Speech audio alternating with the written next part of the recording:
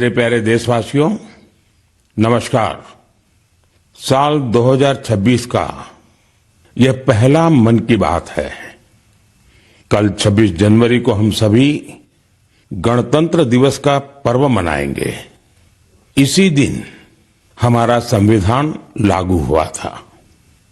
26 जनवरी का ये दिन हमें अपने संविधान निर्माताओं को नमन करने का अवसर देता है।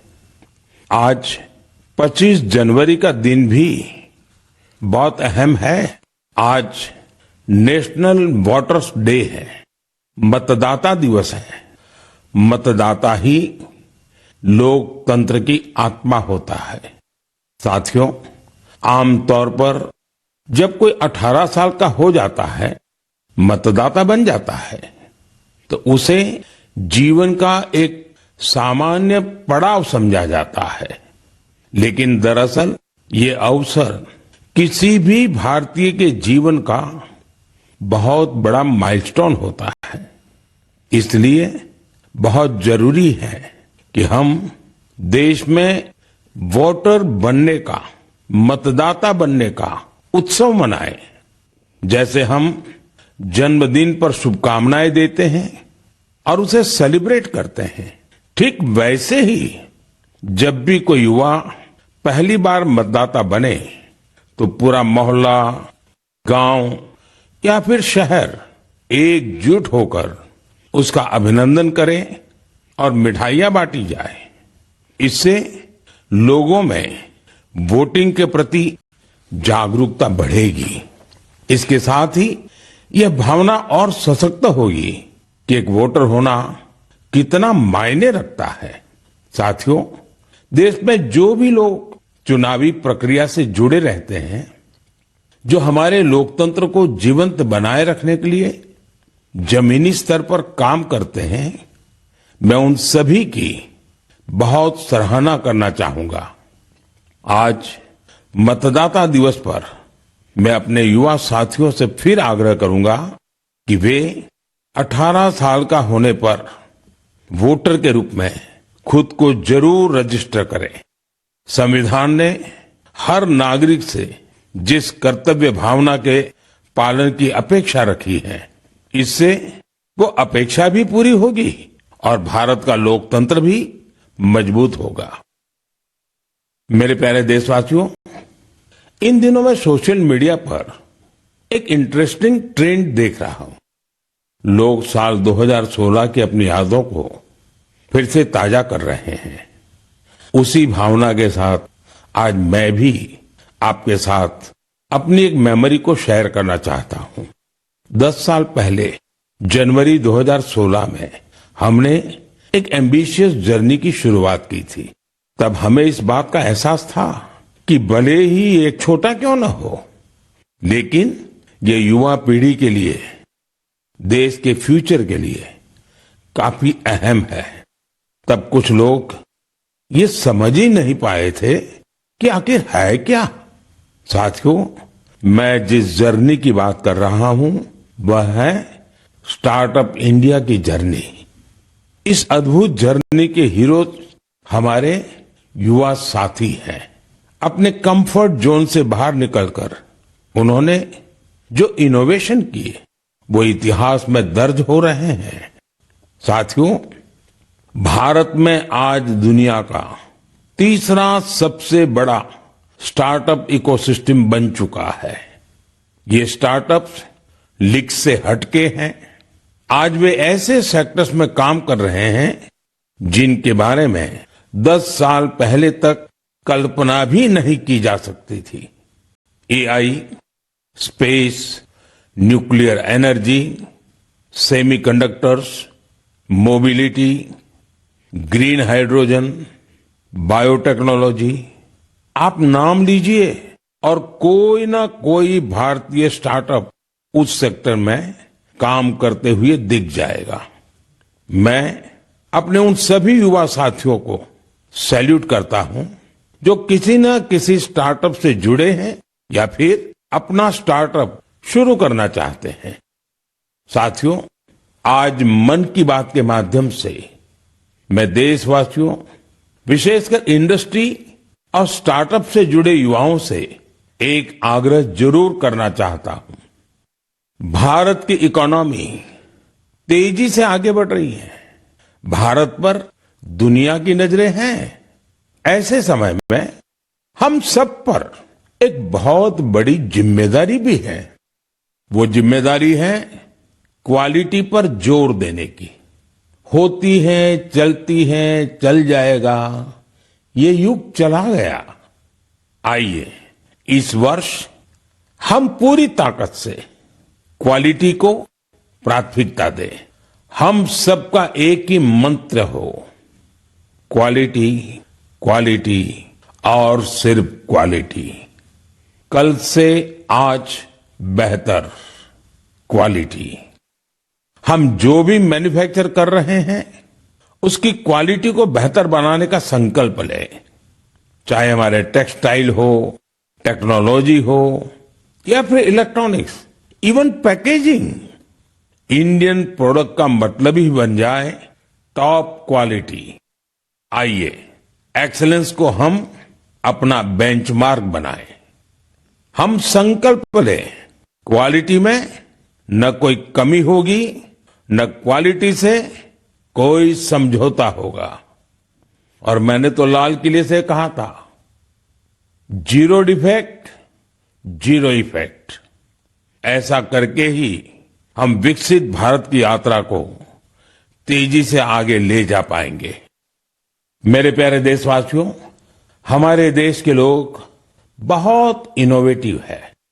समस्याओं का समाधान ढूंढना हमारे देशवासियों के स्वभाव में है।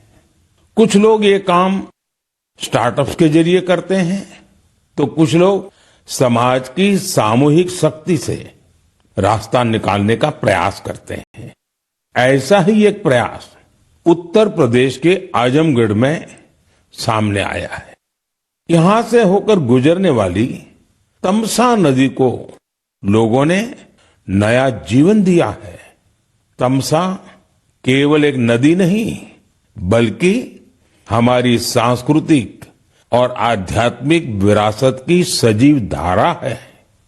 अयोध्या से निकलकर गंगा में समाहित होने वाली यह नदी कभी इस क्षेत्र के लोगों के जनजीवन की धुरी हुआ करती थी, लेकिन प्रदूषण की वजह से इसकी अविरल धारा में रुकावट आने लगी थी। गाद, कूड़ा कचरा और गंदगी ने इस नदी के प्रवाह को रोक दिया था।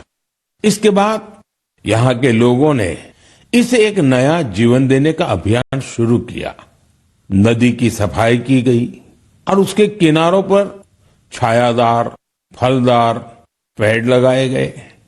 स्थानीय लोग कर्तव्य भावना से इस काम में जुटे और सबके प्रयास से नदी का पुनरुद्धार हो गया।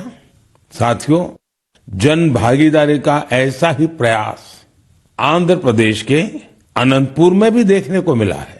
यह वह क्षेत्र है जो सूखे की गंभीर समस्या से जूझता रहा है। यहाँ की मिट्टी लाल और बलुई है। यही वजह है कि लोगों को पानी की कमी का सामना करना पड़ता है।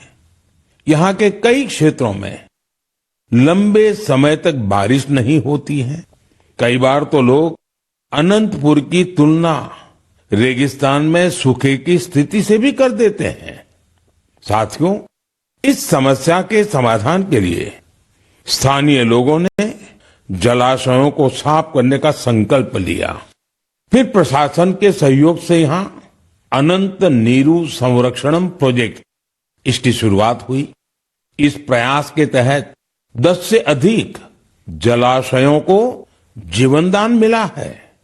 उन जलाशयों में अब पानी भरने लगा है।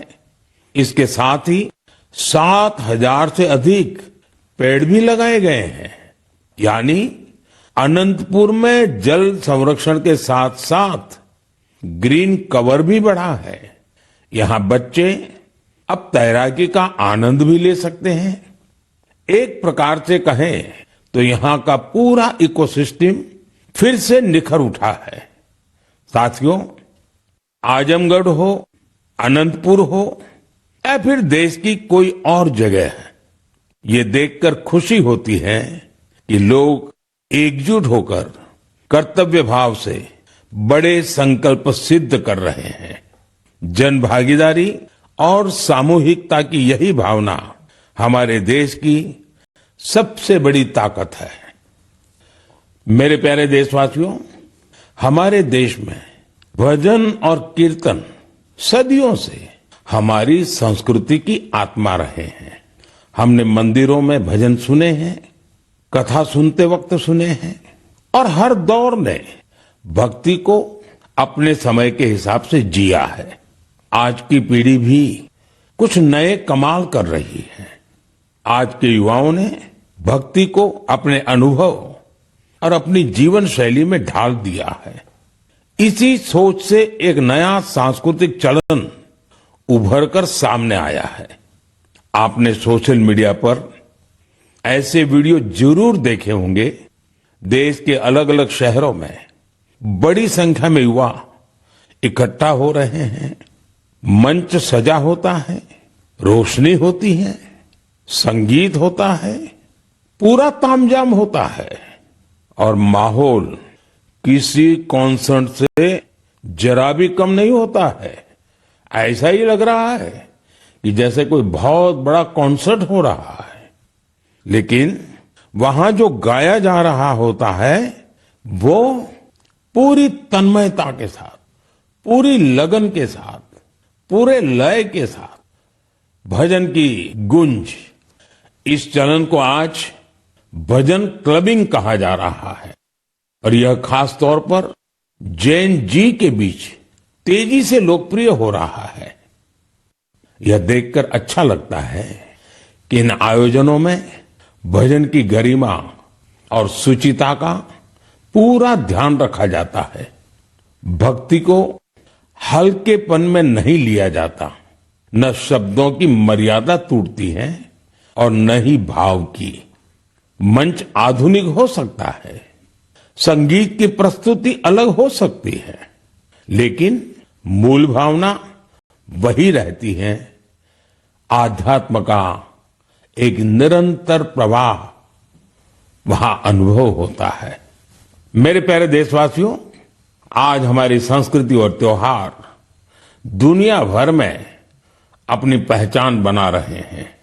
दुनिया के हर कोने में भारत के त्योहार बड़े उत्साह और उल्लास के साथ मनाए जाते हैं।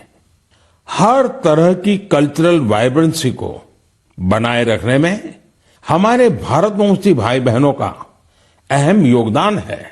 वो जहां भी हैं वहां अपनी संस्कृति की मूल भावना को संरक्षित कर और उसे आगे बढ़ा रहे हैं। इसको लेकर मलेशिया में भी हमारा भारतीय समुदाय बहुत सराहनीय कार्य कर रहा है।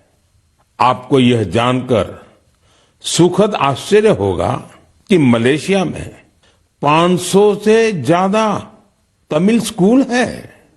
इनमें तमिल भाषा की पढ़ाई के साथ ही अन्य विषयों को भी तमिल में पढ़ाया जाता है।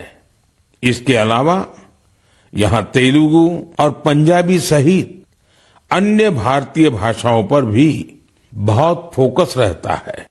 साथियों, भारत और मलेशिया के बीच ऐतिहासिक और सांस्कृतिक संबंधों को मजबूत करने में एक सोसाइटी की बड़ी भूमिका है। इसका नाम है मलेशिया इंडिया हेरिटेज सोसाइटी। अलग अलग कार्यक्रमों के साथ ही यह संस्था एक हेरिटेज वॉक का भी आयोजन करती है। इसमें दोनों देशों को आपस में जोड़ने वाले सांस्कृतिक स्थलों को कवर किया जाता है। पिछले महीने मलेशिया में लाल पाड़ साड़ी आइकॉनिक वॉक, इसका आयोजन किया गया। इस साड़ी का बंगाल की हमारी संस्कृति से विशेष नाता रहा है।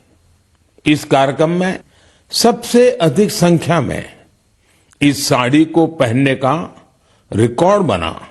जिसे मलेशियन बुक ऑफ रिकॉर्ड्स में दर्ज किया गया। इस मौके पर ओडिसी डांस और बाउल म्यूजिक ने तो लोगों का दिल जीत लिया। मैं कह सकता हूं, साया बरबांगा देंगान डियास्पोरा इंडिया दी मलेशिया, मेरे का मंबावा इंडिया दान मलेशिया, सेमाकिन टापा। मलेशिया के हमारे भारतवंशियों को मेरी बहुत बहुत शुभकामनाएं। मेरे प्यारे देशवासियों, हम भारत के किसी भी हिस्से में चले जाएं, वहां हमें कुछ न कुछ असाधारण, अभूतपूर्व होते हुए जरूर दिख जाता है। कई बार मीडिया की चकाचौंध में ये बातें जगह नहीं बना पाती, लेकिन इनसे पता चलता है कि हमारे समाज की असली शक्ति क्या है। इनसे हमारे उन वैल्यू सिस्टम्स की भी झलक मिलती है जिनमें एकजुटता की भावना सर्वोपरि है। गुजरात में बेचरा जी के चंदन की गांव की परंपरा अपने आप में अनूठी है। अगर मैं आपसे कहूं कि यहाँ के लोग, विशेषकर बुजुर्ग, अपने घरों में खाना नहीं बनाते तो आपको हैरत होगी। इसकी वजह गांव का शानदार कम्युनिटी किचन। इस कम्युनिटी किचन में एक साथ पूरे गांव का सबका खाना बनता है और लोग एक साथ बैठकर भोजन करते हैं। बीते 15 वर्षों से यह परंपरा निरंतर चली आ रही है। इतना ही नहीं, यदि कोई व्यक्ति बीमार है तो उसके लिए टिफिन सर्विस भी उपलब्ध है, यानी होम डिलीवरी का भी पूरा इंतजाम है। गांव का ये सामूहिक भोजन लोगों को आनंद से भर देता है। ये पहल न केवल लोगों को आपस में जोड़ती है, बल्कि इससे पारिवारिक भावना को भी बढ़ावा मिलता है। साथियों, भारत की परिवार व्यवस्था, फैमिली सिस्टम हमारी परंपरा का अभिन्न हिस्सा है। दुनिया के कई देशों में इसे बहुत कौतूहल के साथ देखा जाता है। कई देशों में ऐसे फैमिली सिस्टम को लेकर बहुत सम्मान का भाव है। कुछ ही दिन पहले ही मेरे ब्रदर यूएई के राष्ट्रपति महामहिम शेख मोहम्मद बिन जायद अल नाहयान भारत आए थे।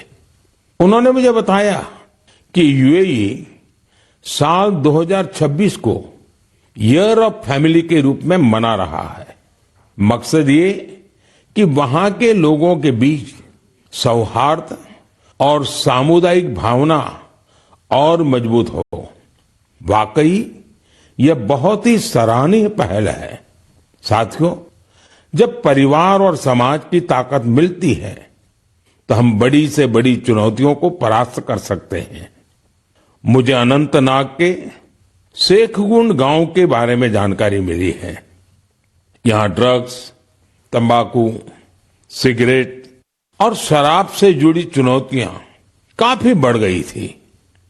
इन सब को देखकर यहाँ के मीर जाफर जी इतना परेशान हुए कि उन्होंने इस समस्या को दूर करने की ठान ली।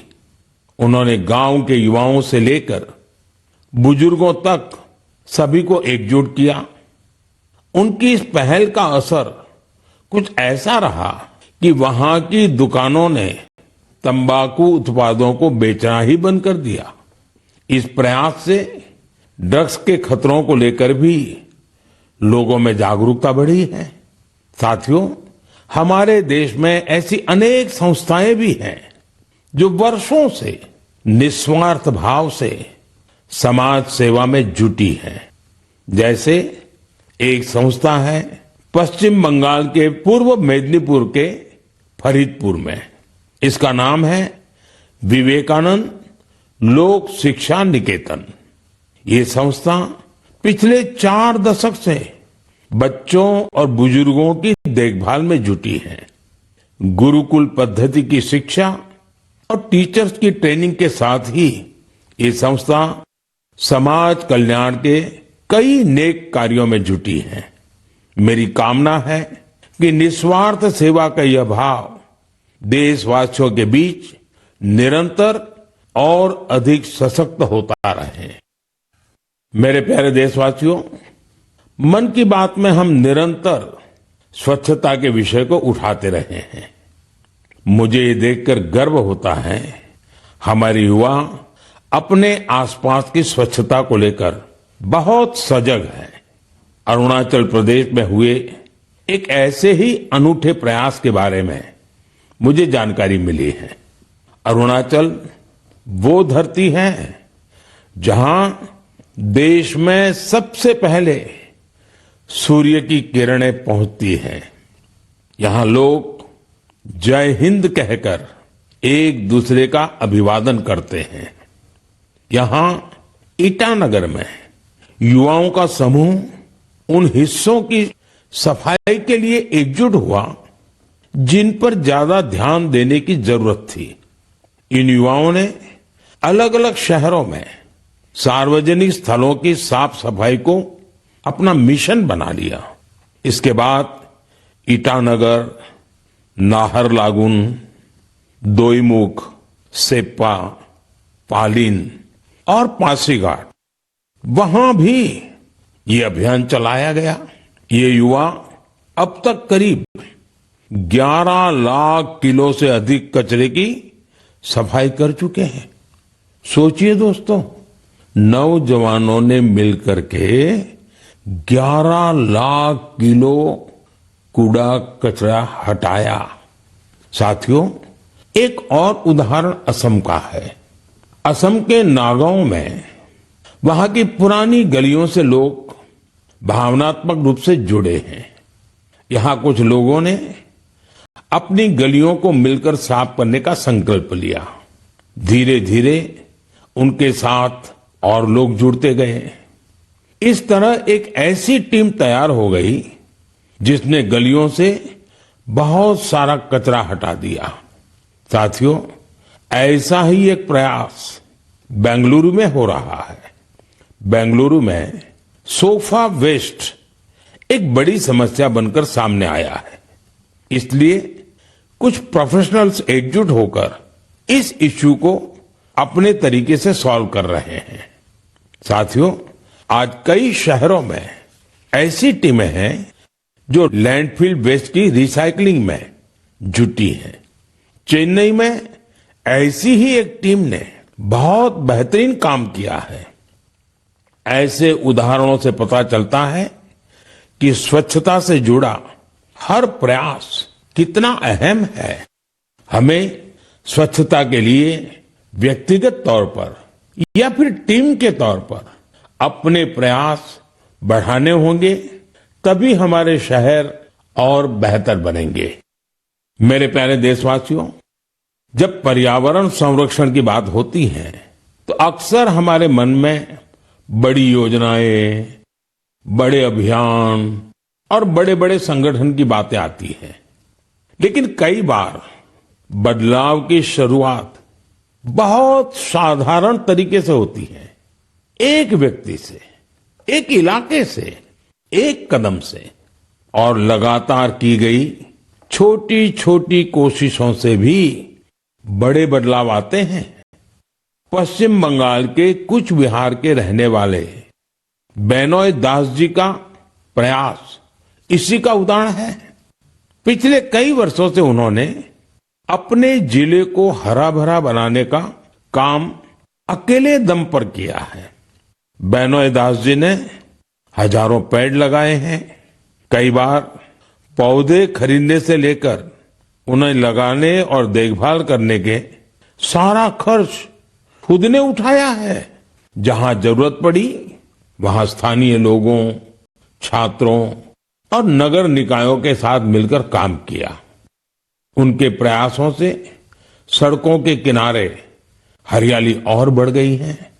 साथियों, मध्य प्रदेश में पन्ना जिले के जगदीश प्रसाद आहिरवार जी, उनका प्रयास भी बहुत ही सराहनीय है। वो जंगल में बीट गार्ड के रूप में अपनी सेवाएं देते हैं। एक बार गश्त के दौरान उन्होंने महसूस किया कि जंगल में मौजूद कई औषधीय पौधों की जानकारी कहीं भी व्यवस्थित रूप से दर्ज नहीं है। जगदीश जी ये जानकारी अगली पीढ़ी तक पहुंचाना चाहते थे, इसलिए उन्होंने औषधीय पौधों की पहचान करना और उनका रिकॉर्ड बनाना शुरू किया। उन्होंने 125 से ज्यादा औषधीय पौधों की पहचान की। हर पौधे की तस्वीर, नाम, उपयोग और मिलने के स्थान की जानकारी जुटाई। उनकी जुटाई गई जानकारी को वन विभाग ने संकलित किया और किताब के रूप में प्रकाशित भी किया। इस किताब में दी गई जानकारी अब रिसर्चर, छात्रों और वन अधिकारियों के बहुत काम आ रही है। साथियों, पर्यावरण संरक्षण की यही भावना आज बड़े स्तर पर भी दिखाई दे रही है। इसी सोच के साथ देश भर में एक पेड़ मां के नाम अभियान चलाया जा रहा है। इस अभियान से आज करोड़ों लोग जुड़ चुके हैं। अब तक देश में 200 करोड़ से ज्यादा पेड़ लगाए भी जा चुके हैं। ये बताता है कि पर्यावरण संरक्षण को लेकर अब लोग ज्यादा जागरूक हैं और किसी न किसी रूप में अपना योगदान देना चाहते हैं। मेरे प्यारे देशवासियों, मैं आप सभी की एक और बात के लिए बहुत सराहना करना चाहता हूं। वजह है मिलेट्स, यानी श्री अन्न। मुझे ये देखकर खुशी है कि श्री अन्न के प्रति देश के लोगों का लगाव निरंतर बढ़ रहा है। वैसे तो हमने 2023 को मिलेट ईयर घोषित किया था, लेकिन आज 3 साल बाद भी इसको लेकर देश और दुनिया में जो पैशन और कमिटमेंट है वो बहुत उत्साहित करने वाला है। साथियों, तमिलनाडु के कल्लकुरिची जिले में महिला किसानों का एक समूह प्रेरणा स्रोत बन गया है। यहाँ के पेरिया पालयम मिलेट एपीसी से लगभग 800 महिला किसान जुड़ी हैं। मिलेट्स की बढ़ती लोकप्रियता को देखते हुए इन महिलाओं ने मिलेट प्रोसेसिंग यूनिट की स्थापना की। अब वो मिलेट से बने उत्पादों को सीधे बाजार तक पहुंचा रही हैं। साथियों, राजस्थान के रामसर में भी किसान श्री अन्न को लेकर इनोवेशन कर रहे हैं। यहाँ के Ramsar organic farmer producer company से 900 से अधिक किसान जुड़े हैं। ये किसान मुख्य रूप से बाजरे की खेती करते हैं। यहाँ बाजरे को प्रोसेस करके रेडी टू ईट लड्डू तैयार किया जाता है। इसकी बाजार में बड़ी मांग है। इतना ही नहीं साथियों, मुझे तो ये जानकर खुशी होती है आजकल कई मंदिर ऐसे हैं जो अपने प्रसाद में सिर्फ मिलेट्स का उपयोग करते हैं। मैं उन मंदिर के सभी व्यवस्थापकों का हृदय से अभिनंदन करता हूं उनकी इस पहल के लिए। साथियों, मिलेट्स श्री अन्न से अन्नदाताओं की कमाई बढ़ने के साथ ही लोगों की हेल्थ में भी सुधार की गारंटी बनता जा रहा है। मिलेट्स पोषण से भरपूर होते हैं, सुपर फूड होते हैं। हमारे देश में सर्दियों का मौसम तो खान पान के लिए बहुत ही अच्छा माना जाता है। ऐसे में इन दिनों हमें श्री अन्न का सेवन जरूर करना चाहिए। मेरे प्यारे देशवासियों, मन की बात में हमें एक बार फिर कई अलग अलग विषयों पर चर्चा करने का अवसर मिला। ये कार्यक्रम हम सभी को अपने देश की उपलब्धियों को महसूस करने और सेलिब्रेट करने का अवसर देता है। फरवरी में ऐसा ही एक और अवसर आ रहा है। अगले महीने इंडिया एआई इम्पैक्ट समिट होने जा रही है। इस समिट में दुनिया भर से, विशेषकर टेक्नोलॉजी के क्षेत्र से जुड़े एक्सपर्ट भारत आएंगे। यह सम्मेलन एआई की दुनिया में भारत की प्रगति और उपलब्धियों को भी सामने लाएगा। मैं इसमें शामिल होने वाले हर किसी का हृदय से अभिनंदन करता हूं। अगले महीने मन की बात में इंडिया एआई इम्पैक्ट समिट पर हम जरूर बात करेंगे। देशवासियों की कुछ अन्य उपलब्धियों की भी चर्चा करेंगे। तब तक के लिए मुझे मन की बात में विदा दीजिए। कल के गणतंत्र दिवस के लिए एक बार फिर आप सभी को मेरी बहुत बहुत शुभकामनाएं। धन्यवाद।